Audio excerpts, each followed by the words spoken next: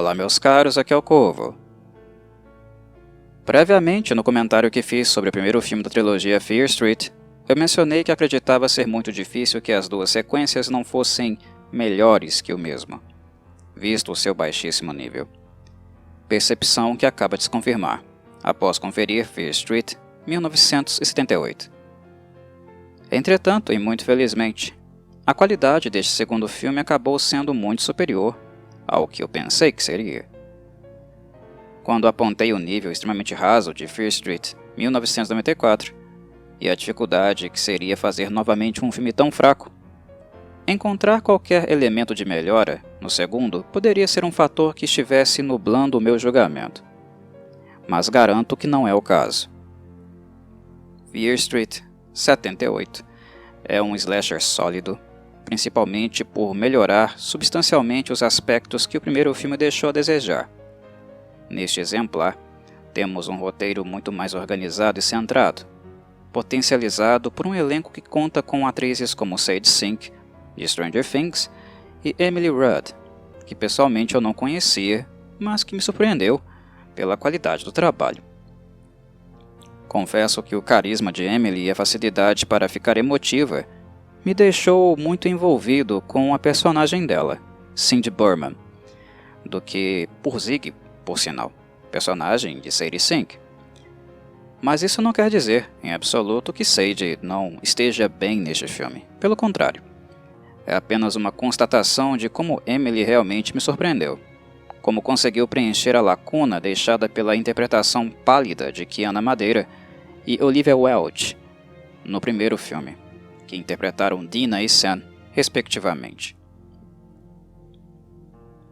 Noto como o dever de casa, em Fear Street 78, foi bem feito em termos de construção de cenário, referências usadas e tributos a várias obras da década em questão. Diferente de Fear Street 94, que apresentou uma série de anacronismos absurdos ao inserir obras musicais que sequer existiam no contexto histórico em questão, este segundo filme foi pontual e detalhista acerca de quais obras incorporar e o propósito de se fazer isso.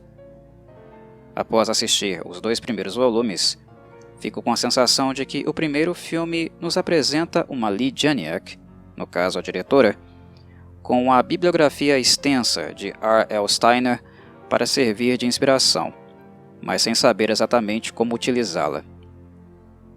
Fear Street 94 tinha um esqueleto central imutável, que se traduz no relacionamento conturbado entre Dina e Sam. Entretanto, Janiak apenas utilizou o casal como um ponto fixo, um ponto de apoio para inserir vários personagens e conceitos, de épocas diferentes, dentro de um mesmo espaço. No fim, o texto de Dina e Sam acabou não sendo tão valorizado em virtude desta necessidade de dividir espaço com tantos personagens desconhecidos que Janiak, por sinal, não tinha a menor preocupação em lapidar ou desenvolver. Para o cinéfilo de primeira viagem, a sensação deixada por Fear Street 94 é de uma colcha de retalhos, remendada às pressas e sem qualquer esmero. Já em Fear Street 78, temos um esqueleto completamente diferente. Por mais que os assassinos de diferentes épocas também estejam sendo inseridos aqui, Janiak finalmente parece ter acertado a mão, encontrado um ponto de equilíbrio onde ela consegue conjurar o passado, mas sem desprestigiar o presente. O roteiro que Sadie e Emily tiveram em mãos é muito superior ao que Kiana e Olivia tiveram para trabalhar. A diretora nitidamente teve muito mais carinho com as irmãs Burman, pois dedicou mais tempo de cena trazendo à tona os sentimentos internos de ambas personagens, ao invés de se preocupar com um humor deslocado, fora de hora, ou em protagonizar antagonistas que não têm muito a acrescentar na trama momentânea. Em Fear Street 78, houve foco. Como antagonista central deste cenário é o assassino com capuz e machado do primeiro filme, o roteiro incorpora o vilão e explora suas origens, mas sem sobrepor o protagonismo necessário que as irmãs Burman precisam ter para que minimamente gostemos delas.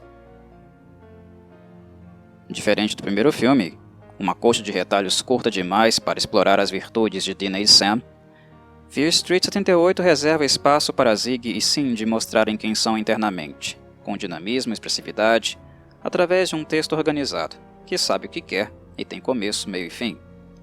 Deste modo, o segundo filme adquire a fluidez que o primeiro não apresentou, facilitando a percepção do contexto e das pessoas inseridas no mesmo. Até o momento, tenho elogiado o filme, mas isso não quer dizer que eu não tenha ressalvas e algumas pequenas críticas a fazer. Por mais que eu tenha gostado deste segundo filme, penso que ele está longe de conseguir espaço entre os slashers mais notáveis. Mas, com todo o mérito, este também fica longe do hall dos medíocres, coisa que não pode ser dita do seu antecessor. Fear Street 78 é um filme muito simples, mas que realiza com competência aquilo que se propõe.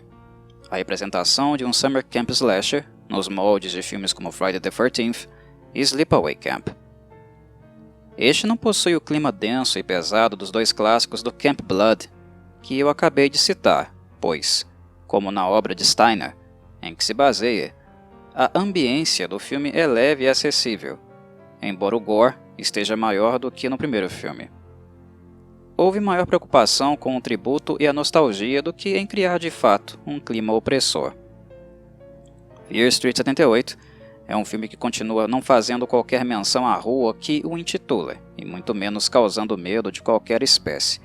Porém, ele proporciona ao cinéfilo o que todo slasher tem por dever: entretenimento.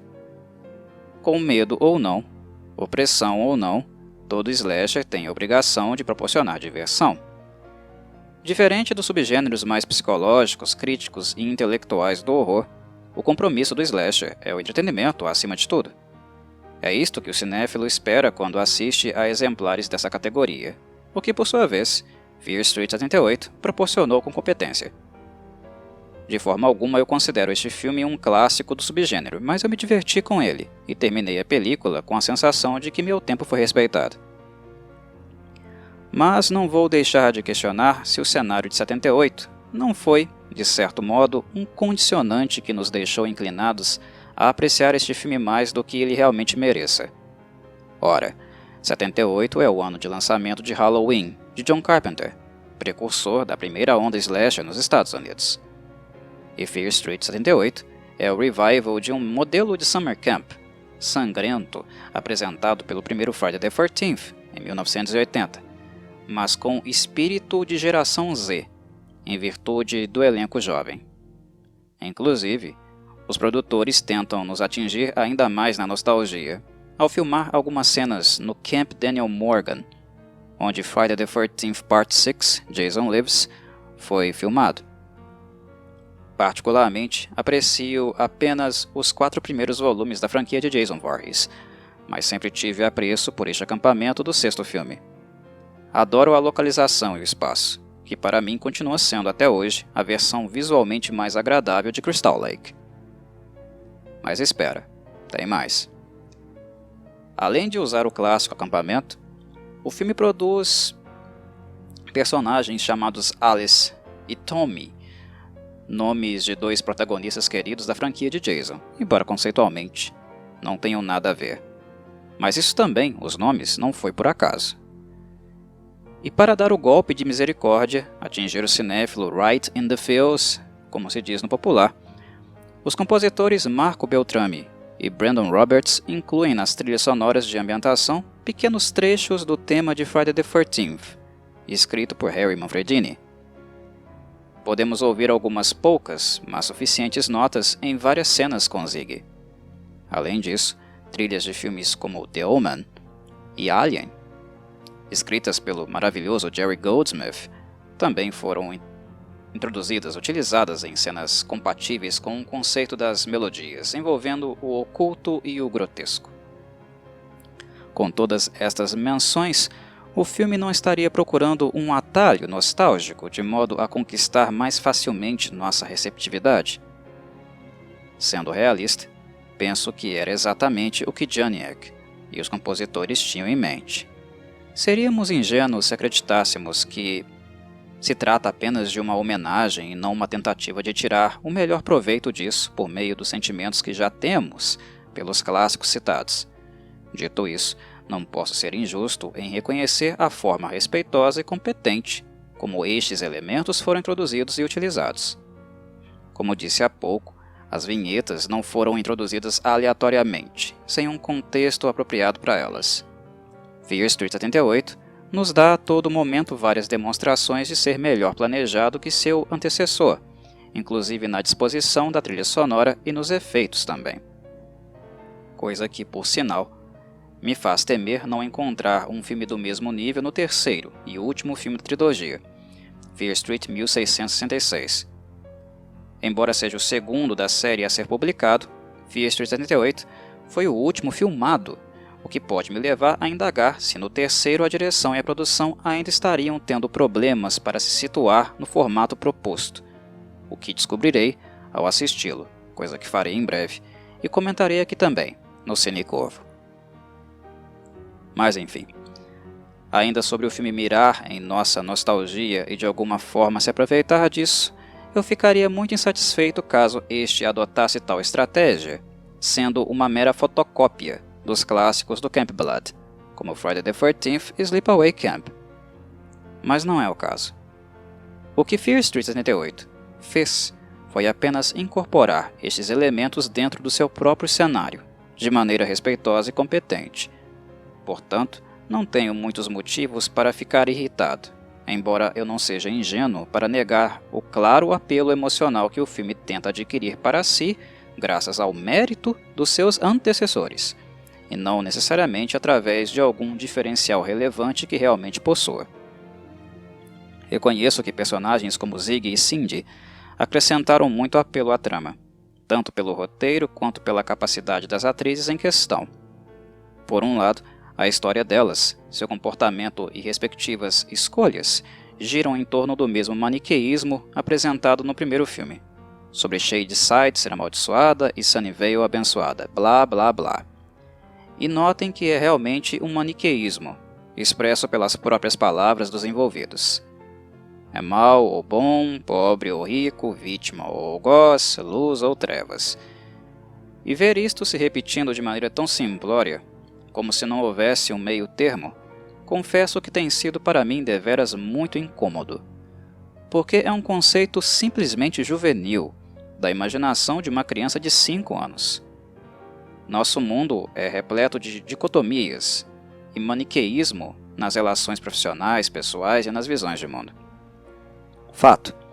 Mas toda esta baboseira de Shadyside e Sunnyvale envelheceu muito, muito rápido, e pelo menos para mim já deu faz tempo.